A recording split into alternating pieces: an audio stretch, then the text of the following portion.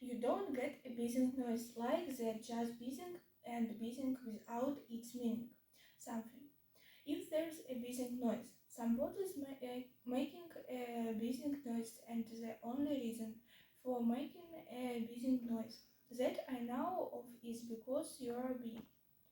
When he approached another long time and said, and the only reason for being a bee that I know of is making honey. And then he got up and said, and the only reason for making honey is so as I can eat it. So he began to climb the tree. He climbed and he climbed and he climbed and as he climbed, he sang a little song to himself. It went like this. Isn't it funny? How I burn like honey. Buzz, buzz, buzz. I wonder how he does. When he climbed a little farther and a little farther and then just a little farther. By the time he has thought of another song. It's a very funny thought that is if birds were bees. They'd build their nests at the bottom of trees, and that being so, if the bees were bears, we shouldn't have to climb up all with stairs. He was getting rather tired by this time, so that is why he sang a complaining song. He was nearly there now, and if he just stood on that branch, Craig. Oh, help, said Pooh, as he dropped 10 feet on the branch below him. If only I hadn't, he said as he bounced 20 feet onto the next branch. You see what I meant to do, he exclaimed, as he turned head over heels and crashed on to another branch 30 feet below. What I meant to do. Of course, I was rather, he admitted, and as he slices very quickly through the next 6 branches. It all comes, I suppose. He decided as he said goodbye to the last branch, spun broad 3 times, and flew brusquely into a gross bush. It all comes off like in honey, so much, oh help. He crawled out of the gross bush brushed. The prickles from his nose and began to think again. And the first person he thought of was Christopher Robin. "What's the me?" said Christopher Robin, in an oft voice, hardly daring to believe it. "That was you." Christopher Robin said nothing, but with years got ledger and his face go bigger and bigger. So Winnie-the-Pooh went around to his friend Christopher Robin, who lived behind a green tree in another part of the forest. "Good morning, Christopher Robin," he said. "Good morning, Winnie-the-Pooh," said you. "I wonder if you've got such a thing as a balloon about you." "A balloon?"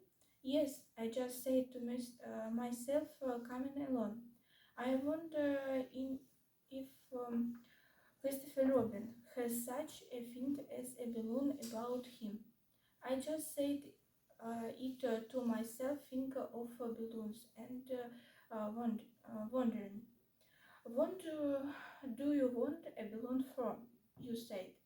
Winnie the Pooh looked around to see that nobody was listening but put his paw to his mouth and said in a deep whisper, "Honey, but you don't get honey with balloons." "I do," said Pooh. Well, it just happened what you had been to a party the day before at the house of your friend Piggles, and you had balloons at the party.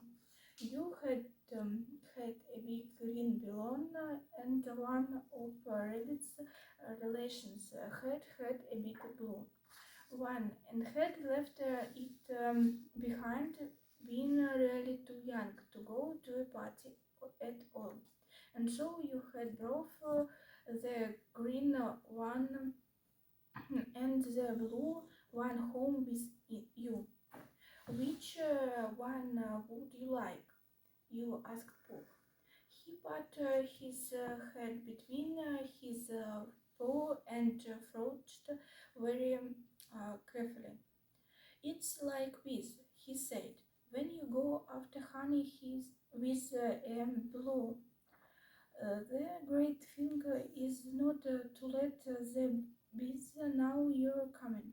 Now, if you have a great balloon, they might think you were only part of the tree and not notice you. And if you have a blue balloon, they might think you were only part of the sky and not notice you. And the question is, which is the most likely? Wouldn't they notice you underneath the balloon? You ask. They might or they might not, said Winnie-the-Pooh. You never can tell with. He thought for a moment and said, "I shall try to look like a small black cloud. That will deceive them. When you had better have the blue balloon," you said, and so it was decided.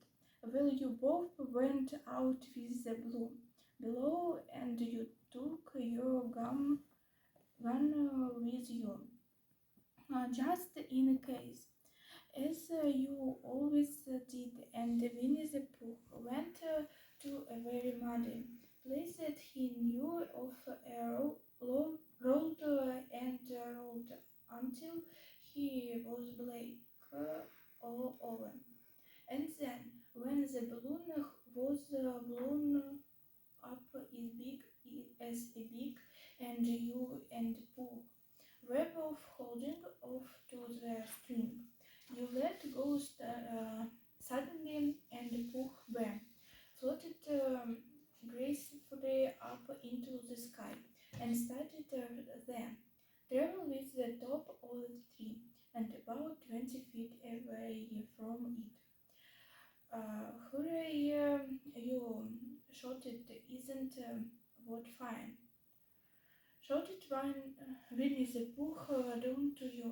"What do I look like?" "You like a bear holding on to a balloon," you said. "Not," said Pooh exclusively. "Not like a small black cloud in a blue sky. Not very much." "Oh, well, perhaps from up here it looks different. And as I like you never can tell with bees." There was no wind to blow him near to the tree, so there he stayed. He could see the honey, he could smell the honey, but he couldn't quite reach the honey. After a little while he called now to you. "Christopher Robin," he said in a loud whisper. "Hello, I think the bees susper something. What sort of a thing? I don't know, but something tell me that they are suspicious. Perhaps they think that you are after their honey.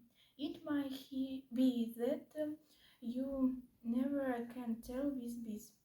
There was another little silence, and then he called down to you again, Christopher Robin. Yes, have you an umbrella in your house? I think so.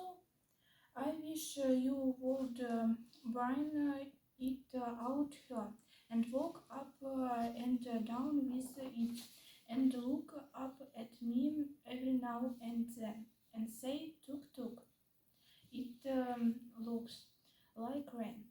I think if you did that, it would help the deception which we are practicing on these bees. Will you latched to yourself, skilly old bear? But you didn't say it aloud because you were so fond of him, and you went home for your umbrella. Oh, there you are, called down Winnie-the-Pooh. As soon as you got back to the tree, I was beginning to get conclusion. So, I have discovered that the bees are now definitely uh, suspicious. Shall I put my umbrella up? You said. Yes, but what a moment. We must be practical. The important bee to decide is the queen bee. Can you see which is the queen bee from down there? No, I pity. Um, well, now, if you walk up and down with your umbrella, saying, "Tut tut, it looks like rain," I shall do what I can by singing a little cloud song, such as a cloud might sing go. So while you walked up and down and wondered if it would rain, Winnie the Pooh sang with the sun. How sweet to be a cloud, floating in the blue. Every little cloud always sing loud. How sweet to be a cloud, floating in the blue. It makes him very, very proud to be a little cloud.